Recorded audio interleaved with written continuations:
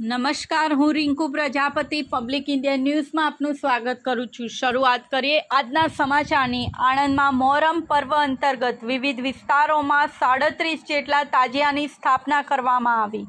આવતીકાલે ચુસ્ત પોલીસ બંદોબસ્ત વચ્ચે જુલુસ નીકળશે।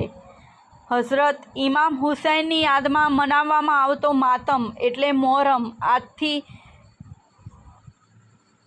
1446 વર્ષ પૂર્વે કરબલાના મેદાનમાં સત્યકાજે પોતાના 72 સાથીઓ સાથે શહીદી વહોરનાર હઝરત ઇમામ હુસૈનની યાદમાં મુસ્લિમ બિરાદરો દર વર્ષે ઇસ્લામિક મહિનાની શરૂઆતના મહિનામાં તાજિયાની સ્થાપના કરી યા હુસૈનના નારા સાથે માતમ મનાવે છે, જે અંતર્ગત આણંદ મોહરમ કમિટીની નિગેહબાની હેઠળ આણંદ શહેરમાં કુલ 37 જેટલા તાજિયાની સ્થાપના કરવામાં આવી છે।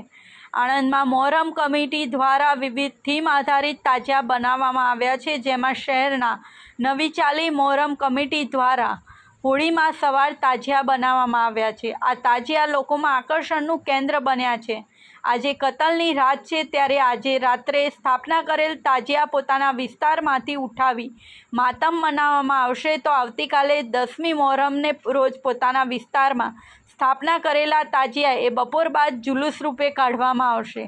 આણંદના ભાલેજ રોડ, સામરખા ચોકડી, પોલસન રોડ, ગુજરાતી ચોક, મહેન્દ્ર શાહથી નવા બસ સ્ટેન્ડ પાસે આવેલ ગોયા તળાવમાં તાજિયા ઠંડા કરવામાં આવશે। આ રૂટ પર પોલીસનો ચાપતો બંદોબસ્ત રહેશે અને શાંતિપૂર્ણ માહોલમાં મોહરમ પર્વનું સમાપન થાય તેવી પોલીસને આણંદ સેન્ટ્રલ કમિટી દ્વારા તૈયારીઓ કરવામાં આવી છે। આ સાથે આજના સમાચારને અહીં સમાપ્ત કરીએ છીએ।